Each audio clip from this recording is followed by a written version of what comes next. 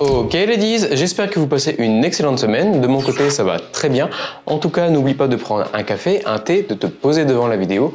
La vidéo va durer quelques minutes et aujourd'hui, on va surtout voir une vidéo sur les tendances du web et du graphisme en général. Le but, c'est d'anticiper votre stratégie marketing et de vous démarquer avec des créations graphiques tendances et innovantes. Alors surtout, n'oublie pas de t'abonner à la chaîne YouTube. Ça fait grossir la communauté et on se retrouve juste après le générique. À tout de suite.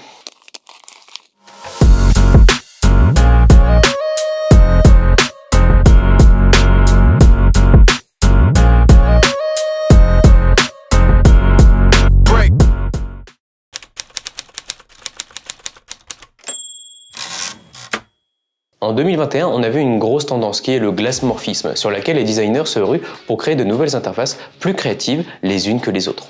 Chaque année, de nouvelles tendances UX, UI naissent et offrent aux designers des nouvelles possibilités d'innovation en matière de user interface.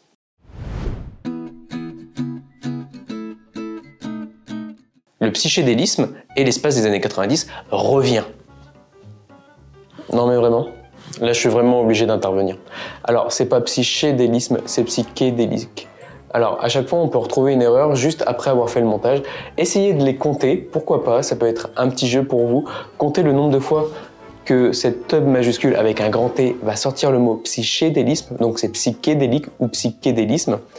Et on va reprendre la vidéo. Hein ? Allez, on va passer outre. Le psychédélisme et l'espace des années 90 revient et se remet au goût du jour.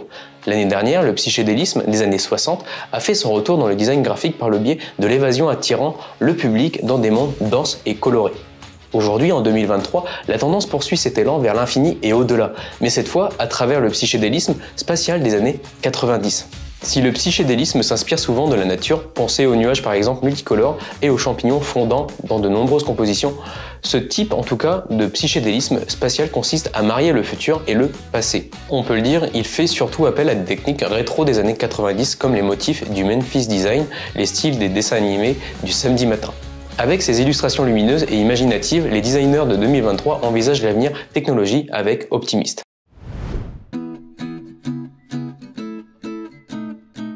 Les formes abstraites et originales ont le vent en poupe dans la création du design. Pour créer un visuel, partager un post sur vos réseaux sociaux ou faire passer un message, l'usage de ces formes est largement préconisé dans votre communication. On peut même regarder par exemple au niveau des dégradés abstraits, qui font une grosse émergence pour ce début de 2023. Les dégradés ou transitions de couleurs sont à la mode depuis un moment déjà, et pourtant ils parviennent en quelque sorte à nous soutenir en haleine chaque année. Les dégradés de 2023 ne font pas exception. Cette fois, ils s'expriment dans des formes abstraites et se diffusent dans des flous. Grâce à leur couleur douce, les dégradés sont naturellement apaisantes et la fluidité des dégradés abstraits renforce cet effet. Et comme si par exemple, ils n'ont pas l'air d'être prêts de disparaître, leur présence évoque une fiabilité réconfortante. En tout cas, ces éléments viennent d'apporter de la couleur et de la distraction à votre image, sans altérer le message ni l'objectif principal.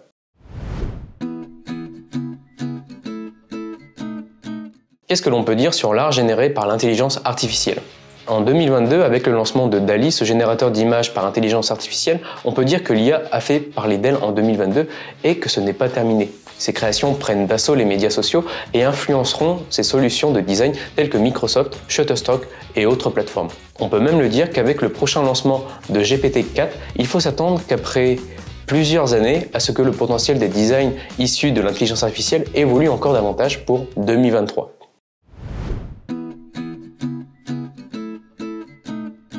Et qu'est-ce qu'on peut dire de la 3D ?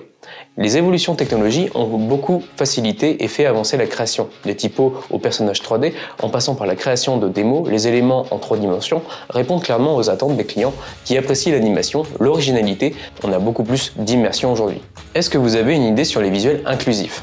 L'inclusivité est un mouvement d'actualité et cela se ressent dans la communication. Les images ethniques et de genre sont de plus en plus présentes. Représenter de vraies personnes dans le design avec différents profils et issus de la vie réelle sera de plus en plus importante à mesure que les marques développeront leur conscience et le regard au sujet de l'inclusivité. Les graphiques animés, ou motion en anglais, sont des éléments d'animation qui imitent un mouvement et rendent votre visuel dynamique. Les designs UX dynamiques et les contenus vidéo continueront à bousculer l'image statique et seront de plus en plus utilisés par les marques. On peut comprendre qu'aujourd'hui les animations et les graphiques animés apportent de la fraîcheur dans l'univers du visuel et boostent également l'engagement des utilisateurs.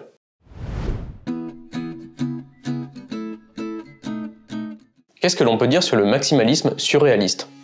C'est un mot quand même très compliqué.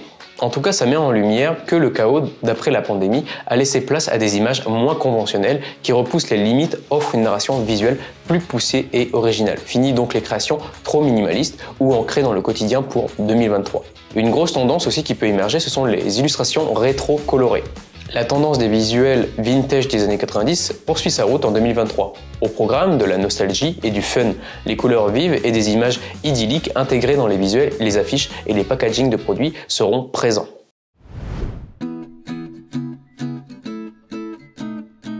Et qu'est-ce qu'on peut dire sur la réalité virtuelle? Eh bien tout simplement, vous avez le métaverse, le NFT, le Web 3.0. Les designs graphiques ont emboîté le pas des technologies émergentes. Pour 2023, pensez expérience immersive pour l'UX, typographie et des éléments de science-fiction pour vos visuels. Ça sera en tout cas les principaux points clés. On peut même parler de l'évasion expérimentale. L'année dernière, l'évasion est devenue un thème dominant en design graphique car les créatifs cherchaient à attirer le public dans des mondes envoûtants et imaginatifs. La tendance est toujours aussi forte en 2023, mais l'évasion devient maintenant expérimentale et beaucoup plus orientée vers l'high-tech et l'IA. Une grande partie de cette expérimentation s'est inspirée des avancées technologiques récentes. En tout cas, en 2022, nous avons assisté à l'émergence virale de l'art généré par l'IA, du métaverse et des images interstellaires rendues possibles par le télescope spatial James Webb.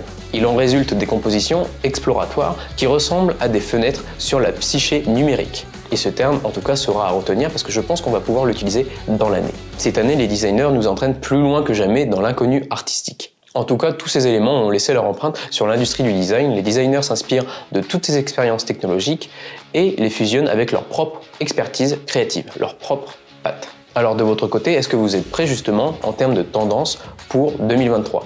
Vous l'aurez compris, les tendances en design graphique pour 2023 constituent un autre chapitre passionnant de l'évolution de l'art, de l'UX et également du graphisme. Donc voilà les ladies, j'espère que vous avez apprécié la vidéo, n'hésitez pas à vous abonner à la chaîne YouTube, ça fait toujours plaisir. Je reviendrai vers vous avec de nouveaux sujets et pourquoi pas de nouvelles tendances mensuellement justement pour qu'on puisse avancer sur cette nouvelle avancée en termes de graphisme et d'innovation. Et on se retrouve pour une prochaine fois.